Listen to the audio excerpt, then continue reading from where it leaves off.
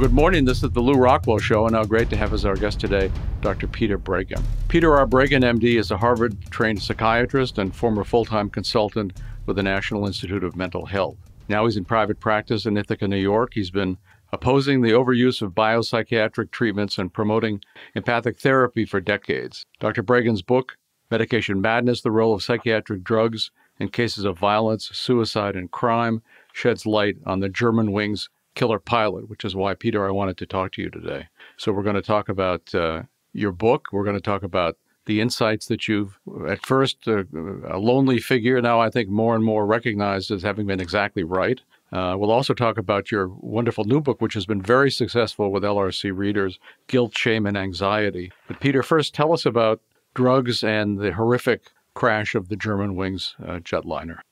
Well, the moment I heard about it, it struck me exactly like the mass shootings by young men at for example, the Aurora Theater, where Holmes, went to the front of the theater and just mowed down people.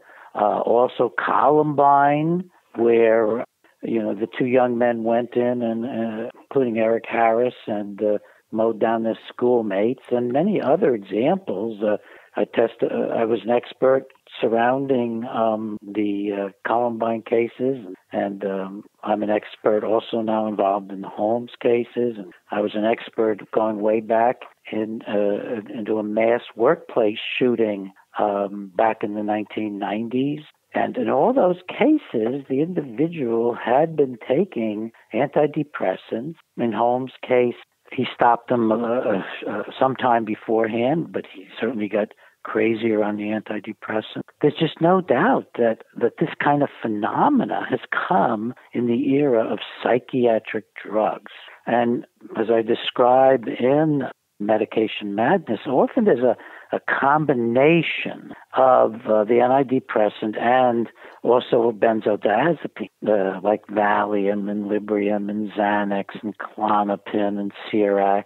And those drugs cause a disinhibition, loss of self-control. Sometimes, even though they're sedatives, they end up overstimulating people because the brain's fighting back so hard.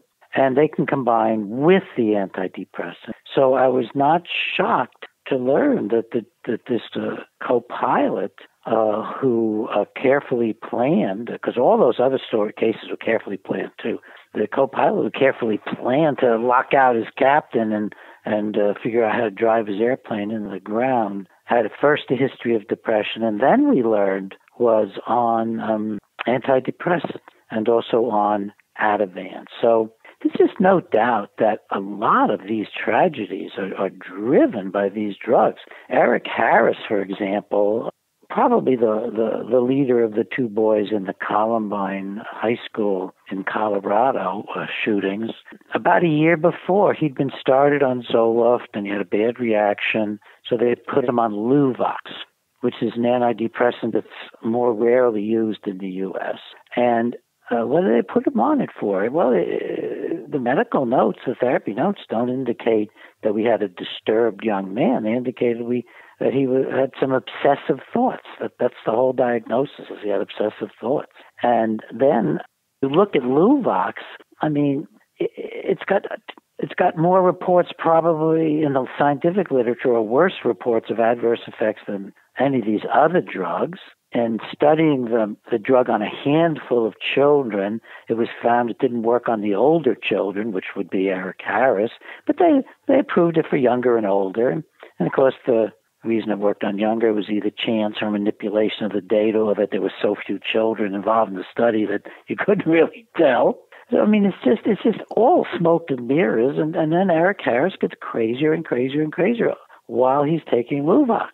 Now, the press, the media would tell you that Eric Harris wasn't taking antidepressants. On one of the anniversaries of Columbine, USA Today had a big article, now we know Eric Harris wasn't on antidepressants. And I wrote him in a letter to the editor saying, listen, I was an expert in cases surrounding Eric Harris. Here is how you can get the autopsy report, which ironically described a therapeutic level of the drug. Here's the FDA report from the drug company describing this massacre by an 18-year-old boy, and with the repeated statement that he had a therapeutic level of Luvox in his blood. He was taking it the day of the shooting, or he wouldn't have a level like that. These drugs don't stay there are unmeasurable usually after a day or two. And, of course, they didn't answer my letter to me, and they didn't correct themselves. So it's the power of the pharmaceutical industry over the media, in good part through advertising that they do in the media, but also from these interlocking board of directors they can exert influence, and also that the media tends to just kowtow to psychiatry and their own personal psychiatrists while they're taking their own psychiatric drugs.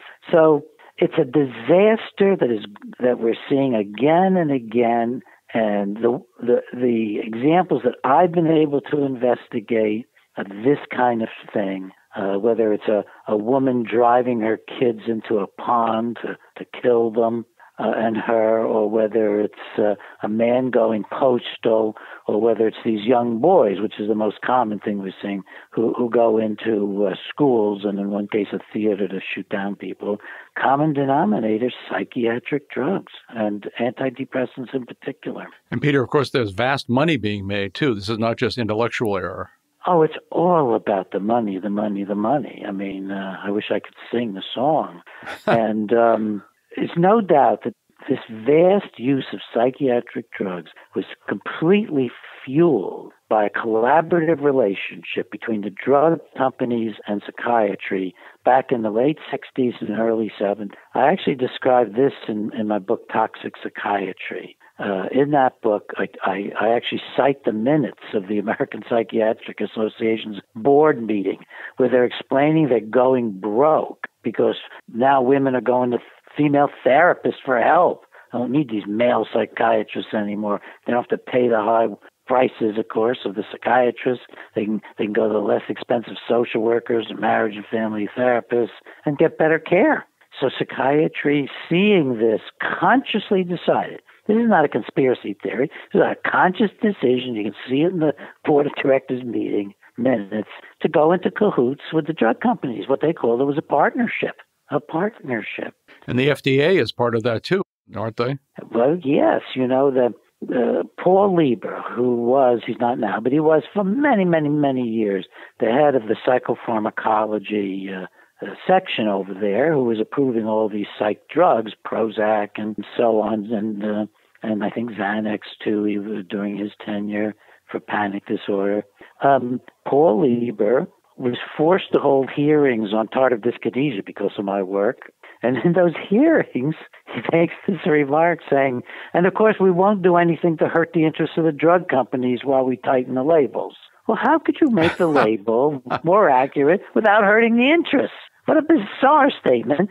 And they appreciated it very much. And as soon as Paul Lieber retired from the FDA, became a double dipper. Now he's got this guy's got big, marvelous pensions out of their federal jobs.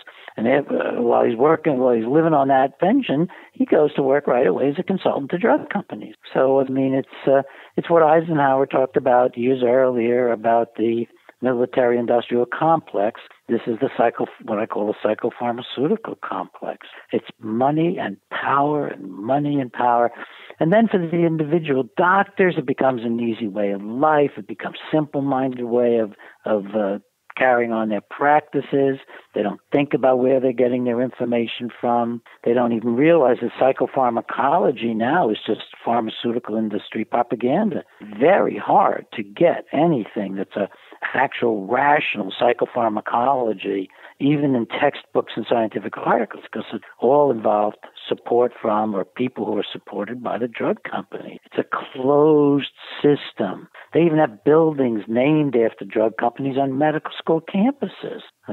So, I mean, it's a bizarre situation. It's an awful situation. And the devastation it's causing throughout the country goes way beyond these hundreds of people being slaughtered.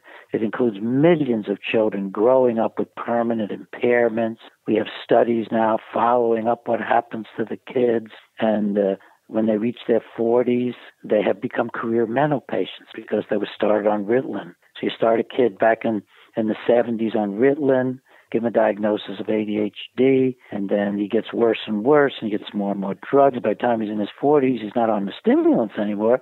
He's on all the antipsychotic drugs, mood stabilizers, antidepressants, and his whole life is statistically significant studies is impaired by any measure compared to the control group of kids that were followed from clinic who weren't put on drugs. So we know it. We know what's going on. It's a disaster. It's an epidemic. It's destroying people in the Western world and moving more and more throughout the world. Tentacles pushed along, literally, by drug company market. It's a disaster. And Peter, since the pharmaceutical companies had a lot to do with writing Obamacare, I'm told that legislation and the way it's being implemented is increasing the incentives to take these drugs even more than they were before. Well, there's just no doubt whatsoever about that, Lou. There's no doubt at all. And, we know that the way Obama got Obamacare passed was to do what everybody else does. He wooed the drug companies and promised them that they would not have price control set on them. And now I was just reading an interesting report from overseas that the entire drug industry is fundamentally supported by the high prices in the U.S. I didn't know that until I read this study. The high prices in the U.S. support these drugs, which they often then make themselves look like heroes by selling at a reasonable price, say in Africa, and where a drug here might be $100, it could be 50 cents in Africa. It doesn't cost much to make these drugs. And most of the cost went in earlier into marketing kinds of efforts and continues to go into marketing efforts. It's not the cost of making the pill. We are the guinea pigs of the pharmaceutical industry here in America. It's where it always begins in earnest. And we are being saturated with these drugs because they can charge any price they want. And, I'm not in favor of price control. I'm pretty libertarian. I think you are too. But what I'm against is the government going into collusion with the pharmaceutical industries so that they can charge whatever they please because there's no marketplace. Nobody competes. It's a form of fascism, of course. And one thing we can know for sure. I was going to use that word, and I just didn't. Yes, no, it is. But there are too many. We can know for sure there are too many drugs, too many types of drugs because of the vast subsidies for the production of these drugs. So we can't know exactly what would be the case in a free market, but we can know the pharmaceutical industry wouldn't be the powerhouse, what we can almost think of as a criminal enterprise in these sorts of drugs that it is today.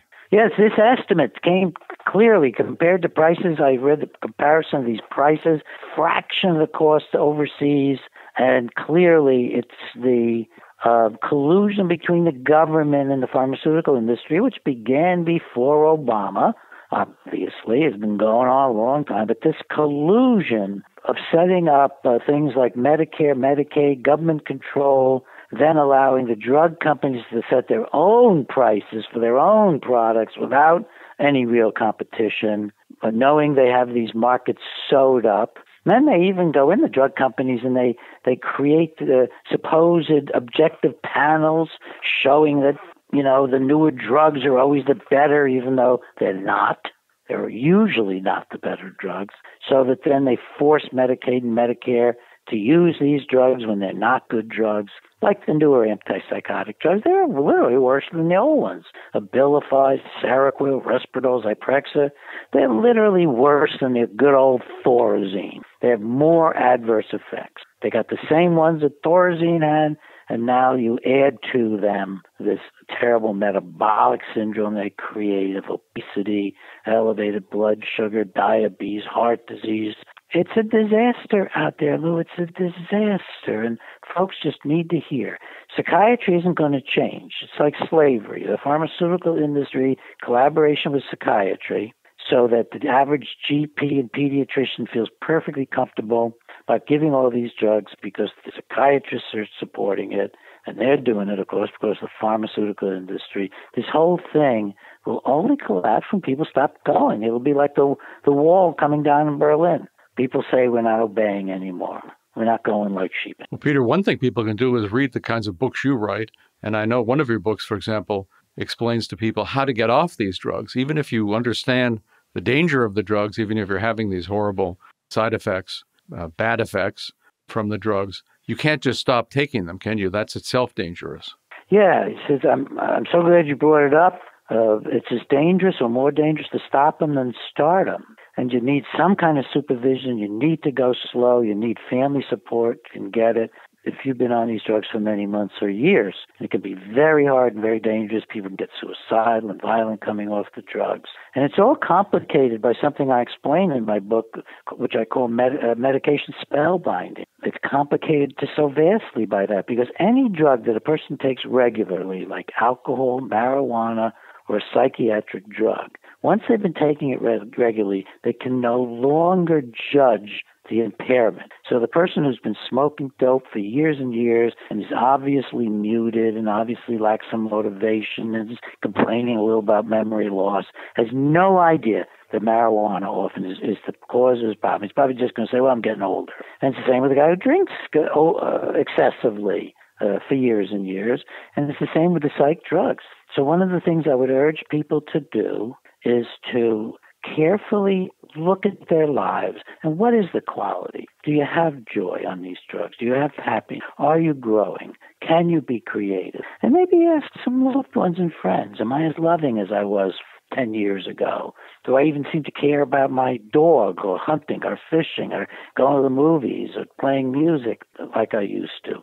Because these drugs, all the psych drugs, wear that away, including all these women on antidepressants. They wear away that spirit. And the other side of it is, I deeply believe that as people come off these drugs and get through the withdrawal, they can learn to live better lives. And that's why I wrote my other book, which you had me on about within the year. It's called Guilt, Shame, and Anxiety: Understanding and Overcoming Your Negative Emotions. Guilt, Shame, and Anxiety.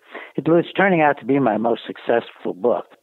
People want positive stuff, and this book has a whole new theory about where guilt, shame, and anxiety comes from, and I do believe it actually comes from evolution, and then it's re-stimulated in childhood. It's actually like an instinct to feel these emotions, and they're actually elicited before we can even know what was happening to us in childhood.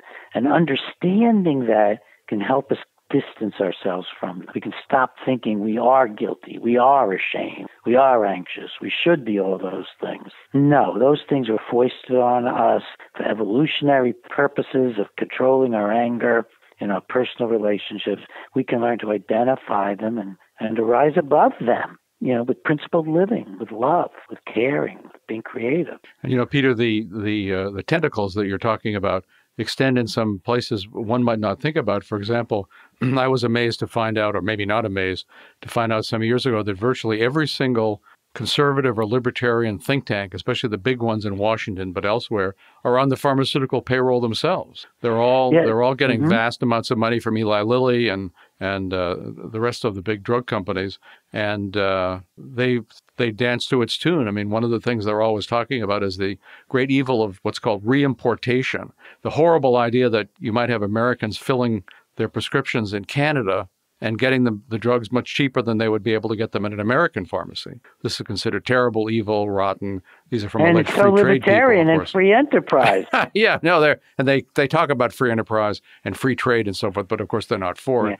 They're for this big government, big business control of the rest of society. And speaking of control, is it possible that all these drugs, from the standpoint of the government, have the additional benefit of making people more easily controlled? Is the American population today more easily controllable by the government because so many people are on these drugs? I want to respond to that, but first I want to go back to the first time I've heard an honest discussion on the radio about these libertarian think tanks. You probably don't know, but years back, we go back to the 70s, I was a very active libertarian. No, I know you were. Yeah, and, I almost ran for president on a libertarian ticket back then, or vice president, I think they were going to. I was working for Ron Paul when he went to have dinner with you once in the 70s. Okay. Yeah. All right, so, oh, God, old times, huh? Well, the Cato Institute, which was then, maybe one of the earliest libertarian think tanks, was right in Washington, D.C. I was in Washington, D.C., and while I got support from people on the left, people on the right, and some libertarian groups like Bob Kephardt's newspaper. God, I forget the name of it. Inflation Survival Letter. No. That or? No, he had Human Events. Yeah. Oh, yes. He helped me with my work.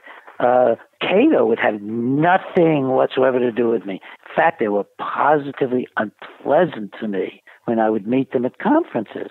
And I couldn't figure it out until I realized what you're saying, which is they're industry funded. Yes, they're in the pay. They're wholly owned by the pharmaceutical industry. There is a difference between libertarianism and fascism, and they're kind of confused about it. No, it's true. So what about the control question? Well, here's a piece of evidence that very much fits with the direction that the big government people want to go in. And that is that psychiatric drugs have enormously swelled the ranks of the disabled.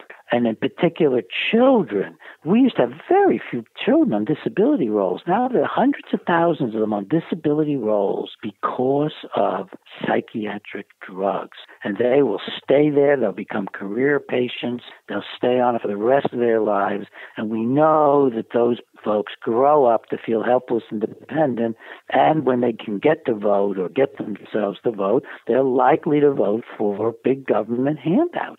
So I think that unquestionably, at least this is being allowed to happen by people who are glad to see it happen. How's that?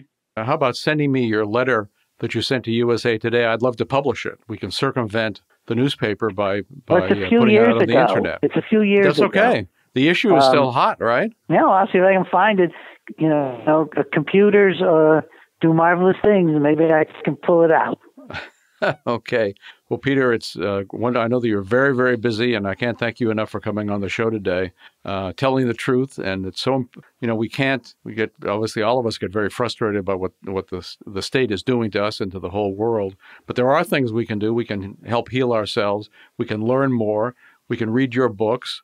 And that's a way to help ourselves individually and our families while maybe everything is going to hell in a handbasket in Washington, D.C. I'm going to be trying to do more and more that's positive as well as critical. And, guilt, shame, and my book, Guilt, Shame, and Anxiety, went into 3 printings right off the bat. And my critical books, they're a little more difficult for people, and they don't generally go into 3 printings right off the bat. But, Well, Guilt, Shame, and Anxiety has been a bestseller at LRC. That's marvelous. It's we've sold a lot of copies, so thank you for making that possible. Thank you very much. You just call me anytime. I think I called you. No, you called me this time. Call me anytime. Peter, you're great, and thanks for all the work you do and for the example you set, and it's inspiring. Thank you, and thanks for being there, Lew, to tell the truth. Bye-bye, Peter. Thank you. Well, thanks so much for listening to the Lew Rockwell Show today. Take a look at all the podcasts. There have been hundreds of them. There's a link on the LRC front page. Thank you.